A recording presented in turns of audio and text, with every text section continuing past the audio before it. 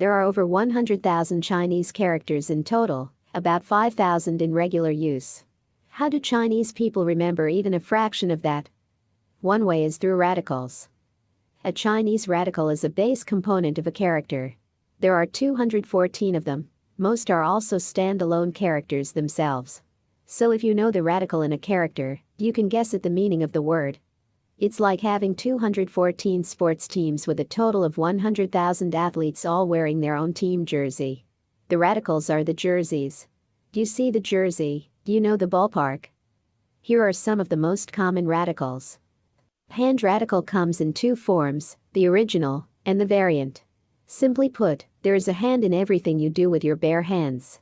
Look at the word take. Its bottom part is the hand radical, and its top part is close. To take an object, you need to close your hand around it. To pick up one, ditto. There is also a foot radical, in case you're wondering. Run, jump, hop, skip, kick, etc. all have the foot radical in them. Grass radical covers grasses, herbs, flowers and more. Note that medicine has the grass radical in it. For Chinese medicine began as herbal medicine. Grass radical also covers shrubs, such as tea. But big trees are not covered. For trees, it is the wood radical. Not just trees, village too. Can't have a village without trees. Wood radical also shows up in anything made of wood, like table and chair and bridge. And those characters are time-stamped. They were created thousands of years ago in the central plains of China, where and when wood was the basic building material. Therefore, any bridge is a wood bridge regardless of the materials used. The same goes for tables and chairs, and a whole bunch of other things. Fire radical comes in two forms, and the word burning has both. The variant looks like 4 drops of water.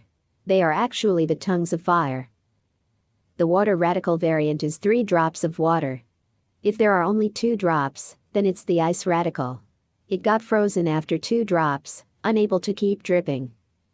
Female-specific characters, as well as certain women-related characters, have the female radical in them. For example, the 3 words that all mean marry.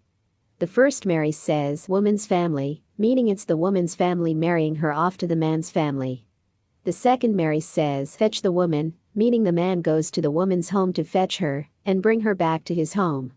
The third Mary seems neutral. It simply means a man and a woman getting married. But if you see the female radical in it, you know it's from the man's perspective. He's getting the girl.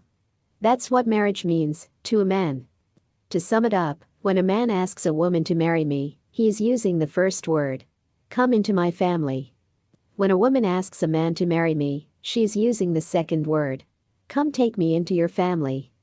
When a man or woman says let's get married, they are using the third word. The last 2 words mean jealous, separately and together. Note that jealous and jealous both have the female radical in them. Only women could be jealous was what the characters were created to mean. Throughout history, the marriage law of one man one wife had always been monogamy in name and polygamy in actuality, for men were allowed to have concubines, who were not considered wives. Back then, jealousy was seen as a character flaw in a woman, and cheering on hubby to take concubines, a virtue. Hey dude, if you didn't bring home so many women, they wouldn't have to be jealous of one another. Okay? By the way, the practice of one man one wife plus concubines was finally brought to an end in 1950, with the enactment and full enforcement of the marriage law of the People's Republic of China. There was an earlier attempt in 1912, the year China ended its 2,000+ years of feudal rule and became a republic. But old habits die hard.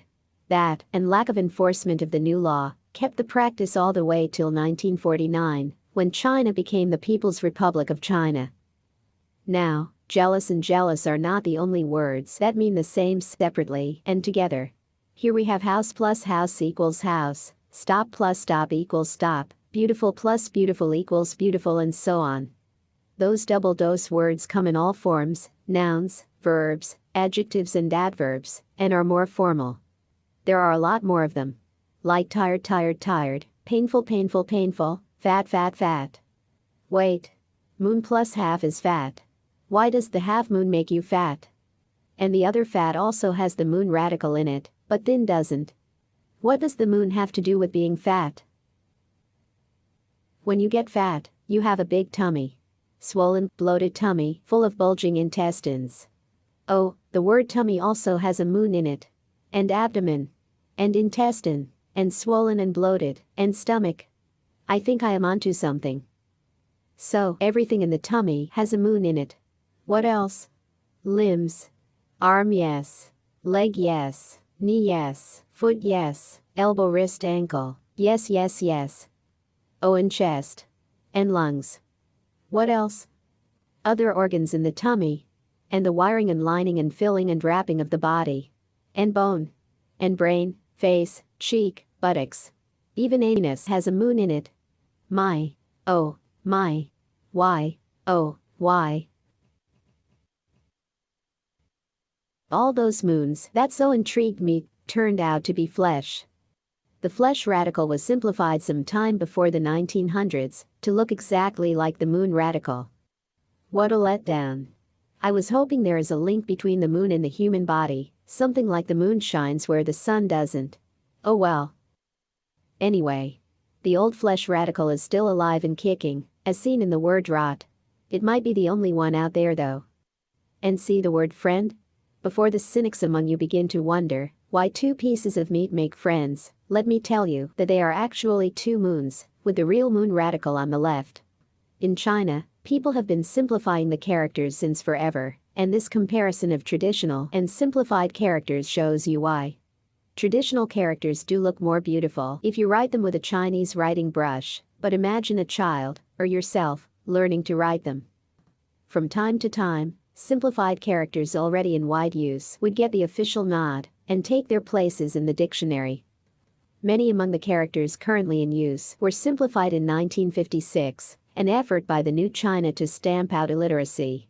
The illiteracy rate was 80% in 1949 when China became the People's Republic of China, the result of 100+ years of foreign invasion and occupation and wars and suffering. The rate would be much higher if the bar was not set so low. Can write your name? You are literate. Now back to my original question. Why does the half moon make you fat?